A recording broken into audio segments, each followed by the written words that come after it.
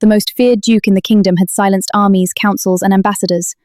But that night, before 400 witnesses, he did the one thing no one expected. He fell asleep on her shoulder. You will not speak of what occurred this evening. I think that is a conversation you should be having with approximately 380 other people. The documents were found in your possession. Why is Miss Hale standing before this council unrepresented and without adequate notice of the inquiry? Killian, how long has it been since you slept properly? 3 years. Why? I was engaged, her name was Alara, and the kingdom told me to let her death rest. His head was on her shoulder, not metaphorically, not in some private, hidden moment where it could be quietly forgotten. Killian Voss, Duke of Ashverne, the man who had once made 3 foreign ambassadors weep simply by entering a room, whose name was spoken in the House of Lords with the careful reverence people reserved for storms and loaded weapons. That man had fallen asleep on the shoulder of Rosalind Hale, daughter of a minor baron with a crumbling estate, and a name no one at court had bothered to memorize until exactly this moment. The Royal Assembly Hall was silent, not the polite orchestrated silence of ceremony, the stunned collective silence of 400 nobles who had stopped breathing simultaneously, fans frozen mid-flutter, wine glasses suspended halfway to lips, every eye in the cavernous hall fixed on the impossible tableau in the center row of gilded chairs. Rosalind herself had not moved. She couldn't. She was too afraid that if she did, something irreparable would occur, though she could not say precisely what.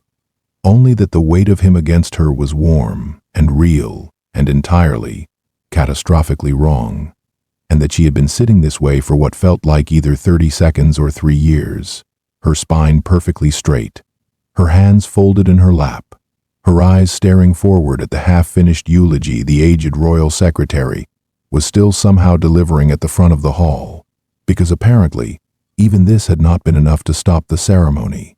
Or perhaps the secretary hadn't noticed. He was 73 years old and famously nearsighted. No one else had missed it. She could feel the weight of every gaze in the room pressing against her like a second gravity. Lady Thornwick, 3 rows ahead, had turned fully in her seat. Baron Aldres had lowered his spectacles. Even the 2 royal guards flanking the south entrance had exchanged a single, barely perceptible glance, which from guards of the king's household was the equivalent of an ordinary man screaming. And still Rosalind did not move, because beneath the terror, beneath the scalding awareness of what this moment was doing to her already fragile standing at court, there was something else, something she would not name and would never admit and fully intended to pretend had never happened the moment this evening was over. The Duke's breathing had slowed. Not the shallow, controlled breath of a man who had merely tilted his head in a moment of exhaustion. Deep, even, absolute. The breathing of a man who had, against every law of his own character and every expectation of everyone who had ever encountered him, genuinely fallen asleep. His dark hair had fallen slightly across his forehead. The hard line of his jaw had softened. The permanent severity that lived between his brows had smoothed entirely, and in its absence, Rosalind could see something she had never expected to see on Killian Voss's face. Peace. She looked away quickly, staring at the gilded ceiling with fierce concentration, because looking at him felt too much like reading someone's private correspondence. Too intimate, too close to something she had no right to witness. The secretary droned on. Nobody moved. Then, 3 seats to her left, someone coughed. A deliberate, pointed sound, and Rosalind felt the Duke shift. It happened in pieces. The slight tensing of his shoulders, the controlled intake of breath, the moment of absolute stillness that preceded full consciousness, during which she imagined she could actually feel the precise second he realized where his head had landed. He sat up, slowly, with the particular, devastating composure of a man who intended to rewrite reality through sheer force of will. His spine straightened. His hands, which had been loose in his lap, came together in that precise, deliberate arrangement that meant the Duke of Ashverne was once again fully armored. His expression reassembled itself. The jaw, the brow, the cool flatness behind his dark gray eyes, piece by piece, until there was nothing left of the man who had been sleeping a moment ago. He did not look at her. He stared forward at the secretary with the focused, unreadable expression of a man who had been paying absolute attention throughout. Rosalind stared forward too.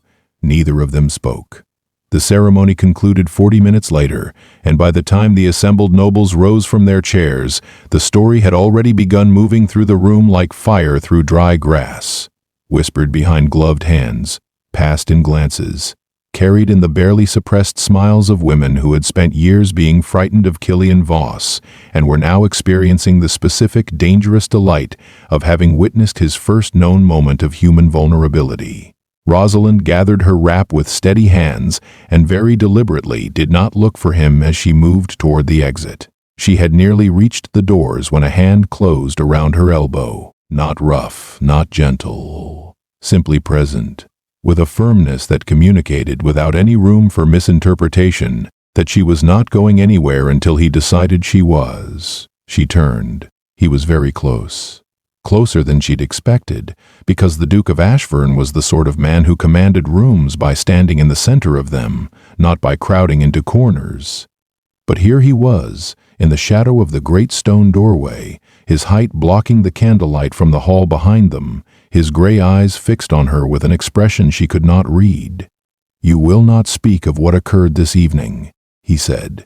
His voice was low, not threatening, precisely, but carrying the particular quality of a statement that had never seriously contemplated the possibility of being contradicted. Rosalind looked at him for a moment. She thought of the secretary, of Lady Thornwick's turned head, of two guards exchanging glances. "I think," she said carefully, "that is a conversation you should be having with approximately 380 other people." Something moved behind his eyes. It was very brief and very well controlled. But it was there, and it was not the cold fury she had expected. It was something closer to the expression of a man who had prepared an entire speech and found the floor had changed beneath his feet. "You're Lord Hale's daughter," he said, after a pause. Not quite a question. "Rosalind Hale," she confirmed, "though I'm certain that won't mean anything to you in 3 days." "No," he agreed, in a tone that was almost honest. Then his hand released her elbow, and he stepped back into the full candlelight of the hall and became the Duke of Ashverne again, seamlessly, completely, as if the last 2 minutes hadn't happened. "Good evening, Miss Hale." She watched him walk away through the crowd, which parted for him reflexively, and thought that she had never in her life met a man who seemed so thoroughly, exhaustingly alone. She also thought that she should forget this entire evening immediately. She would not manage it. The summons arrived 4 days later. It came in the form of a royal messenger, a boy in green livery, barely 16, with the nervous energy of someone delivering a letter he sincerely hoped was good news for the recipient. He handed it to Rosalind in the front hall of her father's London townhouse, with a small bow, and retreated before she'd fully broken the seal. The letter was brief. Palace correspondence always was, in her limited experience, the language so compressed and formal that half its meaning lived in the spaces between sentences. Lady Rosalind Hale was requested, which was to say, required, to present herself at Ashverne Palace within the week, to serve in the temporary capacity of lady-in-waiting to Her Grace the Dowager Duchess of Ashverne, who was unwell and had made the specific personal request for Rosalind's company. Rosalind read it twice. Then she read it a third time, searching for the part that made sense. She had met the Dowager Duchess of Ashverne exactly once, at a garden party 3 summers ago, for approximately 7 minutes. The woman had asked her 2 questions, what she was reading, and whether she preferred roses or peonies, and had seemed pleased by the answers. Rosalind had thought nothing of it. The Dowager was known for collecting interesting young women, the way some people collected art, with genuine appreciation and no particular ulterior motive. Evidently, Rosalind had underestimated her. And this thought arrived quietly, and settled without invitation. Someone else had made this request on the Dowager's behalf. She arrived at Ashverne Palace on a gray Tuesday morning, her single trunk of suitable clothes loaded into a borrowed carriage that looked almost respectable from a distance if you didn't examine the left rear wheel too carefully. The palace itself was everything she expected, vast, cold, and aggressively beautiful, built to remind visitors that some families had been accumulating power for so many generations that it had begun to crystallize into stone. A steward met her at the entrance and led her through 3 corridors and 2 staircases to the dowager's apartments, which occupied the entire eastern wing and smelled warmly of beeswax candles and dried lavender. The dowager was propped against pillows in an enormous chair by the window, a blanket over her knees and a book in her hands, and she looked up when Rosalind entered with an expression of such genuine pleasure that some of Rosalind's tension dissolved before she'd crossed the threshold. "There you are." The dowager set down her book and extended both hands. "Come here, child. Let me look at you properly." She was 64, with white hair and the sharp, kind eyes of a woman who had seen everything the world had to offer and developed strong opinions about most of it. She held Rosalind's hands and examined her face with the frank attention of a person who had long since stopped pretending that social discretion was more useful than honesty. "You have good bones," the dowager said approvingly, "and a sensible face. I always preferred a sensible face." She released her hands and gestured to the chair beside her. "Sit down, don't hover. I despise hovering." Rosalind sat. "I imagine," the dowager said, picking up her book again as if the matter were already settled, "that you're wondering why you're here. The thought occurred to me, Your Grace. My son told me about the assembly hall." The dowager's tone was perfectly, scrupulously neutral. "He didn't intend to. He mentioned it while explaining why he was not responsible for the seating arrangement, which was his way of telling me he was embarrassed without using the word embarrassed, which he is constitutionally incapable of saying." She paused. "He described you as composed. From Killian, that is extravagant praise." Rosalind said nothing. She was beginning to suspect that the Dowager Duchess was one of the more interesting people she had encountered in recent memory, and that the safest approach was to listen rather than speak. "I wanted to meet you properly," the Dowager continued, "and I thought the capacity of lady-in-waiting was a polite fiction we could both tolerate. I am not, incidentally, dying, whatever the rumors say. I have gout, which is thoroughly undignified, and my physician has told me to rest, which I find completely intolerable. I need someone to talk to who will not flinch when I say something honest." She glanced at Rosalind over her book. "You don't look like a flincher." "I try not to be," Rosalind said. The Dowager smiled. "Good. Then we'll get along excellently." She encountered Killian that evening. She had not been expecting it. The steward had told her the Duke was occupied with the state correspondence and rarely took dinner with the household when Parliament was in session, which it currently was.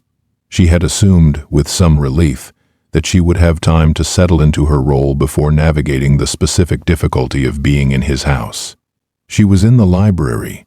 The Dowager had told her to use it freely, that it had the best reading chairs in the palace, and Killian never allowed anyone else in after 8 o'clock, which meant it was reliably empty in the evenings. It was reliably empty, that was, until it wasn't. She heard the door before she saw him. The particular quality of the handle turning, the controlled efficiency of someone who moved through spaces as if the spaces belonged to him, which in this case they did. She had half a second to mark her page before he entered, stopped, and went completely still. He was in his shirt sleeves, no coat, no cravat, his collar open at the throat, a stack of folded documents under one arm, and a glass of whiskey in his other hand. He looked, in that first unguarded second, like a man who had expected to be alone and had arranged himself accordingly. The moment he saw her, all of it folded away. "Miss Hale," he said, with the same tone he'd used at the assembly hall. Controlled, slightly distant, and carrying underneath it the particular quality of a man who was choosing each word while simultaneously refusing to acknowledge that he was doing so. "Your Grace." She stood because etiquette required it. "I apologize. Your mother said the library was—" "It is." He crossed to the desk on the far side of the room and set down his documents without looking at her again. "I had forgotten she extended that invitation. I can leave. Don't." The word came out slightly faster than its neighbors. A fractional pause followed it. "There is adequate room." He settled behind the desk. She sat back down. For several minutes, the only sounds were the fire and the occasional rustling of documents. "You're not reading," he said without looking up. She looked at the closed book in her hands. "No." "Why?" It was a strange question from a man who had walked into a room and declined to acknowledge her existence. She considered it honestly. "I was thinking," she said. "About what?" She hesitated because the honest answer was about you, and the honest answer was clearly inadvisable. "About what it costs," she said instead, "to be the most frightening person in every room you enter." Silence. He looked up from his documents then, for the first time since he'd sat down, and his gaze was direct and measuring in the way she was beginning to understand, was simply how he looked at things he was actually interested in. "What makes you think it costs anything?" he asked.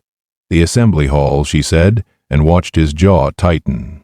"You weren't in pain, you weren't ill, you were tired.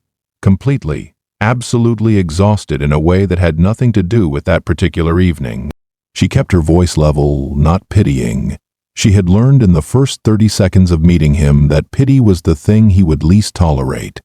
Men who are merely sleepy don't look like that. Men who haven't rested properly in a very long time do. The fire crackled. Killian Voss looked at her for a long moment with an expression that was difficult to identify. Not anger, not dismissal, not the cold flatness he wore publicly. Something that was working very hard to be none of those things and not entirely succeeding. "You're very observant," he said finally, in a tone that made it sound like a problem. "It's a useful quality," she said, "when you can't afford to make mistakes." He held her gaze for another moment. Then he looked back down at his documents. "Go back to your book, Miss Hale," he said quietly. She did. But neither of them left the library for another 2 hours, and neither of them acknowledged that they had stayed. The rival arrived on the 5th day. Lord Caius Devereux, whose family held the northern trade routes and a title almost as old as Ashverne's, swept into the palace as a guest of the crown for the parliamentary session with the specific, deliberate ease of a man who had never in his life been made to feel unwelcome anywhere, and had no intention of starting now. He was handsome in a conventional, carefully maintained way, with golden hair and a smile that had been polished to a fine social shine through years of deployment. He was charming. He was well-read. He asked questions and waited for the answers. He noticed Rosalind on the 2nd day. She was in the eastern garden with the Dowager, reading aloud from a botanical history that the Dowager had insisted was fascinating, and that Rosalind privately thought was not. When Lord Devereux appeared on the garden path and stopped with the expression of a man who had been enjoying a pleasant walk and had encountered something that warranted a pause. "Forgive me," he said, directing himself with elegant, practiced courtesy to the Dowager and then to Rosalind. "I hadn't realized the garden was occupied." "It is a garden," the Dowager said pleasantly. "It is available for occupation. Sit down if you like, Lord Devereux, though you'll have to listen to the difference between Helleborus and Hepatica for the next quarter hour." He sat, listened, and managed to ask 2 genuinely interesting questions about medicinal applications that surprised Rosalind enough that she looked at him properly for the first time. He smiled at her when she did. Nothing was threatening in it. He was, by every measurable standard, a perfectly pleasant man. She didn't know that Killian had come into the garden through the north gate, and had stopped on the other side of the ornamental hedge, and had stood there for 40 seconds, listening without announcing himself, before he turned and walked back the way he'd come. She didn't know that the steward who had witnessed this exchange had been very careful, after that, never to mention it. But the Dowager had seen Killian through a gap in the hedge, and the Dowager had said nothing, and had spent the remainder of the reading looking privately, quietly pleased. In the way of a woman watching a very slow chess game finally begin to show signs of movement, everything changed on the 8th day. It began with a knock at Rosalind's chamber door before dawn, and ended with her standing in the center of the palace's receiving hall, before the fully assembled household staff and 3 members of the Royal Advisory Council, being accused of something she had not done. The missing documents were letters, 4 pieces of royal correspondence between the Duke of Ashverne and the Crown's Trade Council, detailing negotiation positions that, if shared with rival noble houses, could unravel months of careful diplomatic work. They had been locked in Killian's study, The lock had been picked. The documents had been found, inexplicably, incomprehensibly, in the chest at the foot of Rosalind's bed. She had been called before the council at 5 in the morning, still in her dressing robe, her hair unbound, given 30 seconds to understand what was happening before the questioning began. Councillor Haverstock, gray-haired, precise, and carrying the specific energy of a man who had decided on an outcome before the inquiry began, stared at her across the receiving table with the expression of someone who had found exactly what he was looking for and intended to ensure everyone else did too. "The documents were found in your possession," he said. "You have access to this wing of the palace. You were seen in the corridor adjacent to His Grace's study 2 evenings ago." "I was walking to the library," she said, and her voice was steady, because she had learned young that emotion in the face of authority is always read as guilt. "At that hour, the Dowager Duchess has given me unrestricted access to the library. I was using it, alone." She thought of Killian behind his desk, his documents, the 2 hours they had sat in separate silence. "I was reading," she said. Haverstock looked at her the way people look at inconvenient facts, with patient determination to make them stop being inconvenient. It was then that the door of the receiving hall opened, and Killian walked in. He had not been summoned. He had clearly dressed in minutes. Coat on but unbuttoned at the top, jaw unshaven, his movements carrying the particular controlled urgency of a man who had heard something and decided without deliberation that he was going to be present for it. He scanned the room in 1 second. His eyes landed on Rosalind, on her unbound hair, her dressing robe, the expression she was holding together through sheer force, and something in his face went very still. Then he looked at Haverstock. "Counselor," he said, in a voice that had no volume to speak of and somehow filled the entire room. "Why is Miss Hale standing before this council unrepresented and without adequate notice of the inquiry?" "Your Grace," Haverstock shifted. "The urgency of the situation required." "The situation," Killian said, "required that you wake a young woman before dawn, bring her before a formal inquiry without legal counsel, and proceed to question her while she is in her dressing robe." He paused, and the pause was the most dangerous sound in the room. "I'd like to understand which part of that process you believe reflects well on this council." The receiving hall was perfectly silent. Rosalind watched Killian Voss stand in the doorway of his own palace, in front of 3 of the most powerful administrative figures in the kingdom, and dismantle the proceeding through the specific, devastating mechanism of pointing out what it actually looked like. And she thought, with an almost frightening clarity, he did not stop to think about this.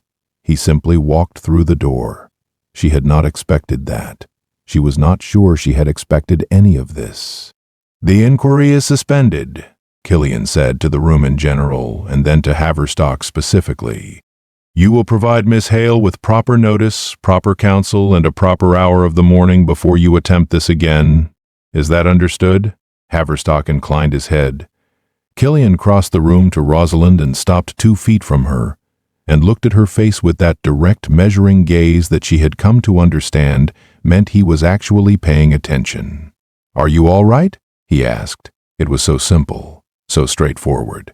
After all of it, the knock at the door, the documents, the council, the 5 in the morning with her hair down. 4 words delivered in a low, private register that had nothing of the Duke in them, and everything of the man underneath. She held his gaze. "Yes," she said, because she was. "Go back to your rooms." Not an order. Not quite. Something close to a plea, pressed into the shape of a direction. "I'll handle the rest of this." She wanted to ask him how. She wanted to ask him why. She wanted to ask him a dozen things that would require an entirely different kind of conversation, in an entirely different kind of space, without an audience of 6. Instead, she nodded and walked back through the palace toward the eastern wing. Behind her, she heard Killian begin speaking to Haverstock again, in a voice so quiet and so precise that none of the words were audible, only the absolute certainty that none of them were going to be argued with. She reached her room. She closed the door. She sat on the edge of her bed and looked at the chest at its foot, the chest that someone had opened while she slept, and placed evidence inside, and locked again, and left for her to be blamed for, and she thought about who wanted her gone from this palace badly enough to arrange it. She had one answer. She wasn't certain she was right, but she was almost certain, and in the morning she intended to find out. The palace had a particular quality after midnight, not silence, exactly. A place this size was never truly silent, with its settling stones and distant servants and the low persistence of wind through corridors built to channel it. But it had a different texture after the household retired. Something stripped back, more honest, somehow, than it was during the day, when every corridor was populated with people performing their various versions of themselves. Rosalind had learned this in 9 days. She had also learned that Killian Voss walked the east corridor between midnight and 1 o'clock most nights. Not pacing. He was not a man who paced. Walking with the deliberate purposefulness of someone who needed to move because staying still had become untenable, 300 feet down to the window that overlooked the rear courtyard, and 300 feet back. Occasionally, he carried documents. Occasionally, he carried nothing at all. She had seen him twice, from a distance, on her own late trips to the library. She had not told him. Tonight she waited in the corridor, because she had a question that had been sitting in her chest all day growing heavier, and because she had decided, quietly, irrevocably, the way she made all her serious decisions, that she was done being a passive figure in whatever was happening around her. She heard him before she saw him, the particular cadence of his footsteps. She stood near the window at the far end, her candle held low, and watched him come through the dimness until he was close enough to see her clearly, and he stopped. He looked at her for a moment without speaking. "You're supposed to be asleep," he said finally. "So are you," she said. He came forward again, slower now, and stopped a few feet from her. In the candlelight he looked different from how he looked in the day.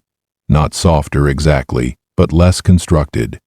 The careful public architecture of him was present but thinner, the way stone walls look different in winter when the ivy has died back. "The inquiry," she said. "You've been investigating independently." It wasn't a question. She had watched him that day. The brief conversations with his steward, the sealed note dispatched before noon, the way he'd positioned himself in the dowager's sitting room where she and Rosalind were taking tea, saying nothing but present in a way that had the quality of someone keeping watch. He looked at her steadily. "Yes, and it's not finished, Killian." It was the first time she had used his name without the title, and it landed between them with the slight, irreversible weight of a coin dropped into still water. She saw him register it. A fractional shift, barely anything. "I am the one who was accused. Whatever you found, I deserve to know it." He was quiet for a moment. Then he moved past her and sat on the broad stone ledge of the window, which she had not expected. He did not, as a rule, sit in corridors. He set his hands on his knees and looked at them briefly, and then looked at her. "I know who placed those documents in your room," he said. Her breath caught. "Who?" "Not yet. I need one more confirmation before I move on. If I act prematurely—" He stopped. "The person in question has powerful connections. A premature accusation that can't be proved destroys the case and gives them time to disappear." His jaw tightened. "I won't let that happen, not with you in the middle of it." She studied him. "How long have you known?" "Since yesterday evening. And you said nothing." "I was protecting the investigation." "You were protecting me," she said quietly, "from knowing and reacting in a way that might alert them." He didn't deny it. She let out a slow breath and looked out through the dark window at the courtyard below, where a single lantern moved, a night watchman doing his rounds, indifferent to the conversation happening 3 floors above him. "Why am I still here?" she asked, not bitterly, genuinely. "If I had any wisdom at all, I would have left the morning after the inquiry, gone home, told my father this was a mistake, and—" "I asked you to stay." She turned to look at him. He was watching her with that direct, undeflected attention that she had stopped finding unsettling somewhere around day 4, and had started finding something else entirely, something she was not going to examine in a midnight corridor. "You didn't ask," she said. "You told me to go back to my room and said you'd handle it." Which was my way of asking. A pause. I don't ask for things often. I'm not particularly good at it. She almost smiled. I noticed. My mother likes you, he said. She's told me 4 times in 9 days, which is 3 more times than she said it about anyone else in recent memory. He looked briefly, as though he regretted offering this information. It's relevant, is it? She's a good judge. He said it simply, without ornamentation. She's been a better judge than me in most things. The corridor was very quiet. Outside, the watchman's lantern had moved out of sight. Killian, she said his name again, more deliberately this time. At the assembly hall, before you woke up, she watched his expression with attention. How long has it been since you slept properly? The question cost something to ask, and she knew he would hear that. She was not asking to wound him or to pry. She was asking because she had watched him for 9 days, and she had seen something that no one else in this palace seemed to see or say aloud, and it seemed to her that someone should. He was silent for long enough that she thought he wasn't going to answer. 3 years, he said. Just that. 2 words, spoken with the flatness of a fact so thoroughly lived in that the emotion had been worn smooth by time. She waited. I was engaged, he said. 3 years ago. Her name was Alara. He didn't look at Rosalind when he said it. Looked past her, at the middle distance where it was possible to speak difficult things without directing them at anyone. She was taken, not by illness, not by accident. His voice remained even, but there was something beneath it now, compressed and dense, like pressure behind a sealed door, by arrangement. A faction within the advisory council that found her family's eastern land claims inconvenient. There was a carriage accident staged on the Thornfeld Road. The official verdict was misadventure. But it wasn't, Rosalind said, very quietly. No, he was still looking at the middle distance. I knew within a fortnight. I had enough evidence to bring before the Crown within 2 months. By that time, the men responsible had been dispersed, reassigned, retired, sent to foreign postings with letters of commendation that they did not deserve. He paused. The Crown's position was that pursuing the matter would destabilize the Council during a period of external threat. I was told to let it rest.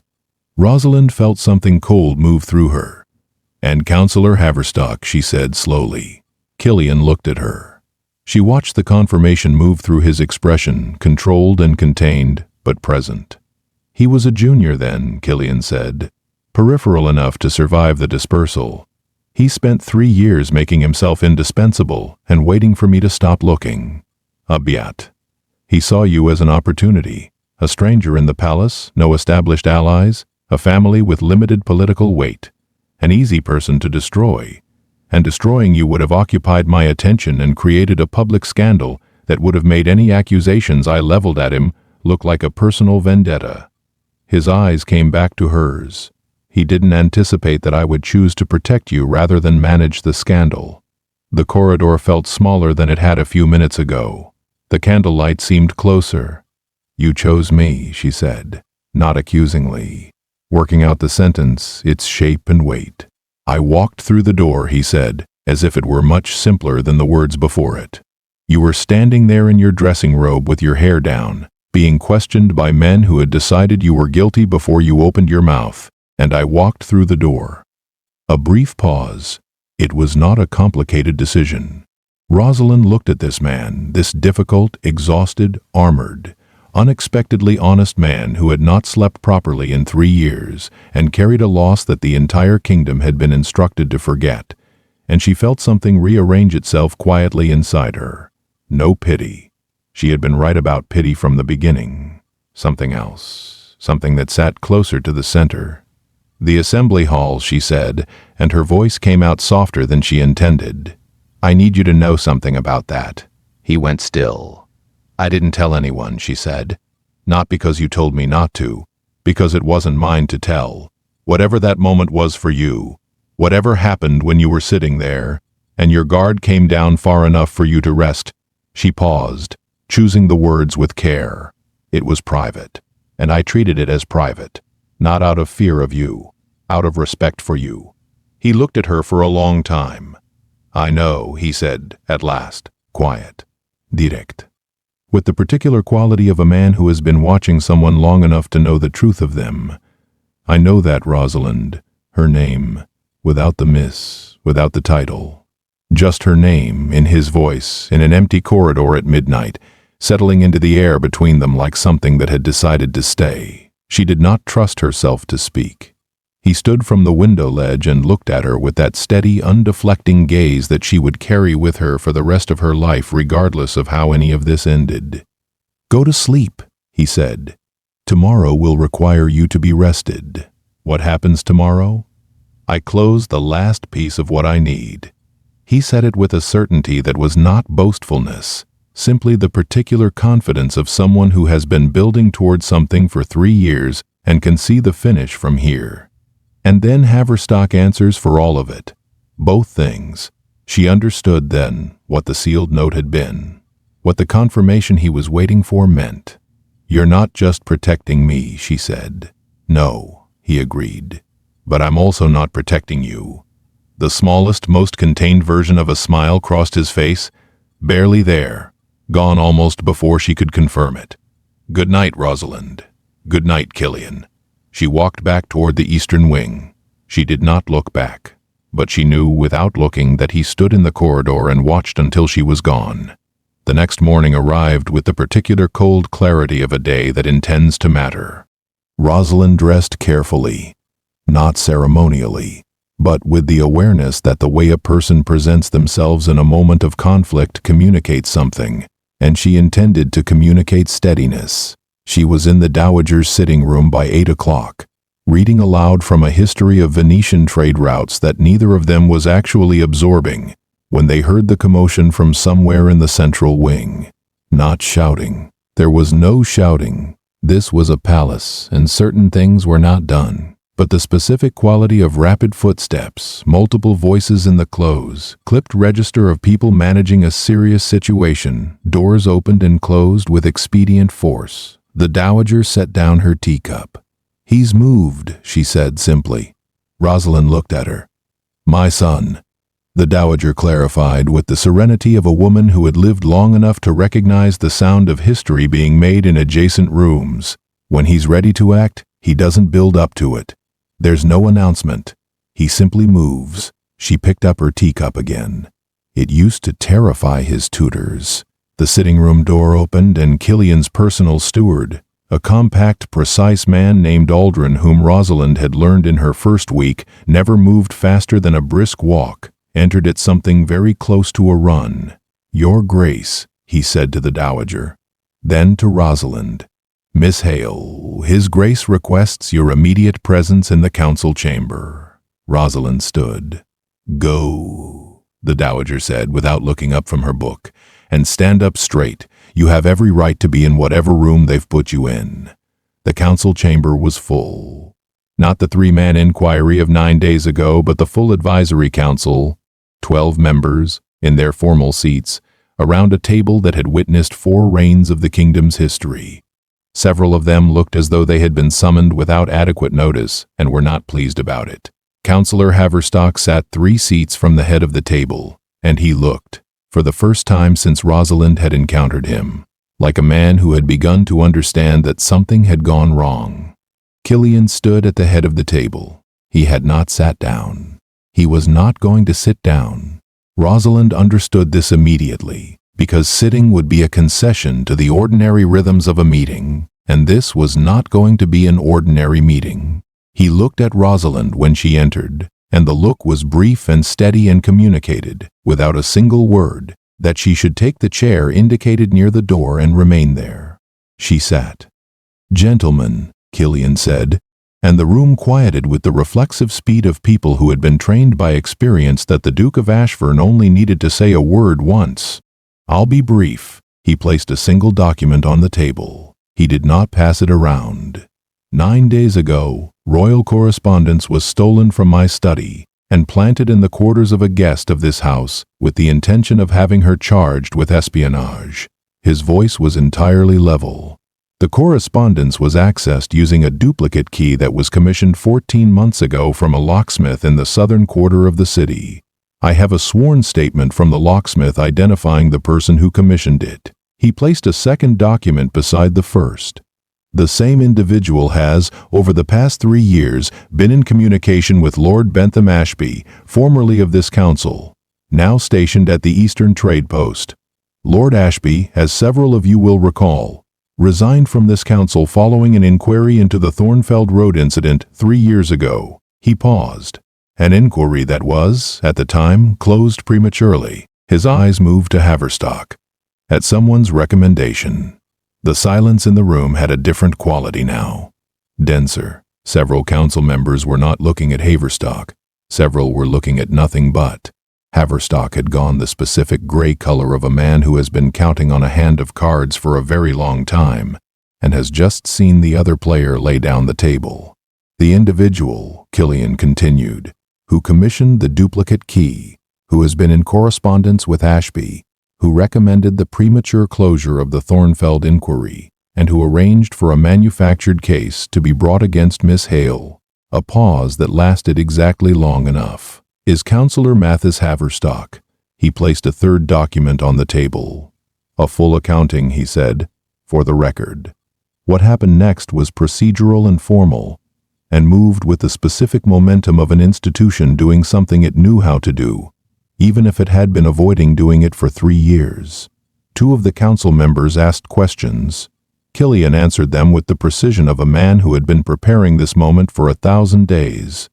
Haverstock said very little. What he did say was contradicted, point, by the documents on the table. By the time it was over, and it was over more quickly than such things usually were, which Rosalind would later understand was because Killian had not moved until he had everything, every piece, so that speed was possible. Haverstock had been formally suspended from council pending investigation, and 2 of the Crown's officers had arrived to accompany him from the premises. The chamber began to clear. Rosalind stayed in her chair near the door. Most of the council members passed her without acknowledgement. 2 nodded. 1. An older woman, Lady Councillor Frey, who had been on the council for longer than anyone else at the table and had the specific, enduring quality of someone who had survived every political season for 30 years by being more perceptive than anyone gave her credit for, paused beside her chair. "Well done," she said quietly to Rosalind. "I didn't do anything," Rosalind said. "You stayed," Lady Councillor Frey said. "When a person of sense and self-preservation would have left, that's nothing." She moved on, and the door closed behind her, and Rosalind was alone in the council chamber with Killian. He was gathering the documents from the table, methodical and unhurried. She watched him for a moment. 3 years, she said. "Yes. You've been building this for 3 years, waiting until you have everything." "I've been building this for 3 years, he confirmed. "I was close 18 months ago. But it wasn't enough. I needed it to be absolute." He straightened and looked at her across the table. "The delay cost me. People who should have answered for it were protected longer than they should have been. That," he stopped, started again. "That is something I'll carry." She stood from her chair and crossed to the table. She was close enough now that she could see the exhaustion behind his eyes, the same exhaustion she had seen at the assembly hall, the same exhaustion he had described in the corridor, the 3 years of it. But there was something else beneath it now, something that had not been there before. Not relief exactly. Relief implied lightness, and he was not a light person. Something more like the particular quality of a man who has been holding a stone for so long that his hands have shaped themselves around it, and it has just been set down, and he is not sure yet who he is without the weight. "Ilara," she said, carefully. He looked at her. "She mattered," Rosalind said. "The people responsible are answering for it now. That's not everything. I know it's not everything, but it is something." He held her gaze for a long time. "Yes," he said quietly, "it is." She took a breath, and sleeping, a fractional pause. "What about it?" 3 years without proper rest, she said. "That doesn't end because the thing keeping you awake has been addressed. That takes time. And it takes..." She stopped herself, reconsidered, and finished the thought anyway, because she had stopped editing herself in his presence around day 6. "It takes having somewhere to put the weight down, not just the investigation, all of it. He looked at her with an expression she had never quite seen on his face before. Not the guarded assessment, not the controlled severity, not even the rare fractional warmth he allowed himself in the library. Something more open than any of those. More uncertain, in the way that only happens to people who are not accustomed to uncertainty. "Rosalind," he said. "Yes, I need to say something to you that I have not said to anyone." He set the documents down on the table between them. "And I need you to tell me honestly whether it is something you can hear, because once I've said it, I cannot say it. And the situation between us will change in a way that I'd rather be deliberate about than have happened by accident." Her heart was very loud. "Say it," she said. He came around the table. He stopped in front of her, close enough that she had to look up slightly to hold his gaze, and he looked at her with that absolute, undeflecting attention, and he said it. "I don't want you to leave. Simple, direct, with none of the armor in it. Not as my mother's companion," he continued. "Not as a guest of the palace, not in any of the useful, practical capacities that could be arranged without either of us having to acknowledge what this actually is." His voice remained even, but she could hear what it cost to keep it so. "I want you to stay because you are the first person in 3 years who has looked at me and seen a man instead of a title or a threat. And because you didn't move when I fell asleep on your shoulder. And because something in me knew, even before I was awake enough to know anything, that where you were was safe." The council chamber was utterly still. Outside, somewhere in the palace, she could hear the ordinary sounds of the day resuming: footsteps, a distant bell, the muffled voices of people who had no idea what was happening in this room. "The world continues, Killian," she said, and her voice came out very quiet. "I know what I'm asking," he said. "I know who I am, and I know what a life in my proximity requires. I don't have a light version to offer. I'm not capable of a simple, uncomplicated arrangement." His jaw tightened briefly.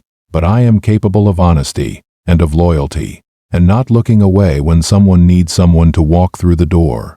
She thought of the receiving hall. 5 in the morning. Her dressing robe, her unbound hair, the council's certainty of her guilt.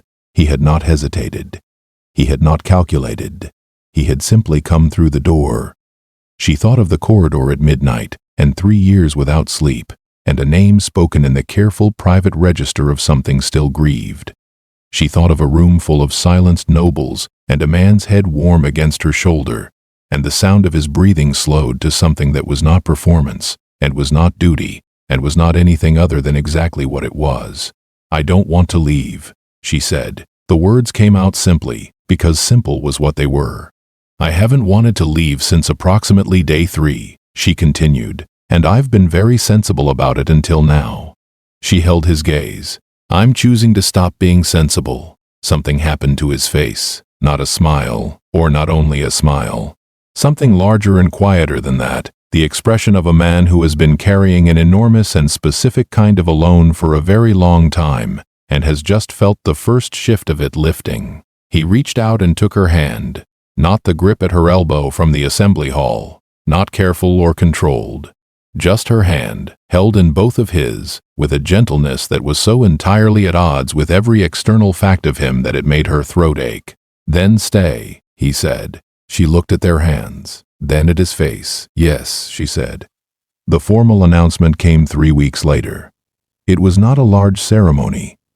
Killian had very limited patience for large ceremonies, and Rosalind had even less experience with them. And between the two of them they had managed to reduce it to a room full of witnesses, a legal record, and the Dowager Duchess sitting in the front row with an expression of such absolute, vindicated satisfaction that 3 separate people asked her afterward if she was quite all right. She was, she assured them, perfectly magnificent. Lady Councillor Frey attended. She shook Rosalind's hand at the reception afterward with the brief, firm grip of a woman who approved of the outcome, and it had never required it to be ornate.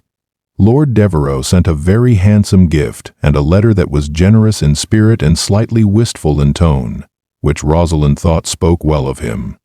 Haverstock's formal investigation concluded 4 months later, and the findings were delivered in full to the Crown, covering both the document theft and the Thornfeld matter. Justice, as Rosalind had learned by then, moved at an institutional pace that was frequently maddening and occasionally, when it finally arrived, worth the wait.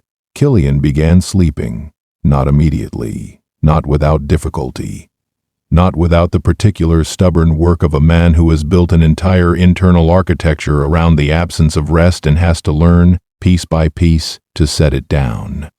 But Rosalind was there, and she was patient in the particular way of someone who understood that some things could not be rushed and did not require her to fill the silence, only to be present in it. On a night in early winter, 3 months after the formal announcement, she woke to find his breathing slow and even beside her, and she lay in the dark and listened to it, and thought about an assembly hall and a ceremony and 400 people who had stopped breathing simultaneously, and the specific, impossible warmth of his head on her shoulder. She had thought, in that moment, that he was the most frightening person she had ever been near. She understood now that she had been wrong. Not about the fear. The court's fear of him was not imagined, and the power behind it was entirely real. But fear had never been the whole of him. It had only been the part he had been allowed to show. The whole of him was this: a man who walked through doors when other people stood outside them. A man who kept his promises across 3 years of impossible patience. A man who held her hand in a corridor at midnight and said her name like it was something he wanted to keep. She reached out and put her hand over his in the dark. He didn't wake. His breathing stayed even and deep, and absolutely, completely at peace. She closed her eyes. Outside the palace, the kingdom was going about its business. The courts and the councils and the trade routes and the politics. All the intricate, relentless machinery of a world that did not slow down for the private moments of the people inside it. And inside, in a room with a fire burning low and winter pressing at the windows, the most feared duke in the kingdom slept with his duchess's hand in his, and neither of them needed anything else in the world. Some things, Rosalind thought, as sleep came gently for her too, begin with the most improbable moments. A ceremony that ran too long. A seating arrangement that no one had bothered to correct. A head that found a shoulder in the particular exhaustion of a man who had been carrying too much for too long, in front of 400 witnesses who would talk about it for years. And a woman who did not move, who understood before she had any reason to, that some things should be treated as private. Who stayed when leaving would have been easier. Who looked at a man the whole world was afraid of, and saw, underneath all of it, someone who simply needed somewhere safe to rest. She had been that, for him. He had been everything she hadn't known to want, everything she had long since quietly stopped expecting. It was, she thought, as sleep finally claimed her, enough. It was, in fact, everything. If this story moved through you the way we hoped it did, if you felt the weight of Killian's 3 years, the quiet courage of Rosalind's stillness, the slow and absolute truth of two people choosing each other with clear eyes, then you already know that the best love stories are never about the loudest moments. They are about the ones where someone simply does not move, where someone walks through the door, where someone stays. We pour everything into every story we tell here at the Duke Royal Tales. If this one means something to you, please like this video, share it with someone who believes in the kind of love that arrives quietly and lasts completely, and subscribe so that our next story finds you the moment it arrives. Drop a comment and tell us, what was the moment that got you? Was it the assembly hall, the midnight corridor, or the council chamber when he walked through the door? We read every word. Until next time, may you always have the courage to stay. The Duke Royal Tales.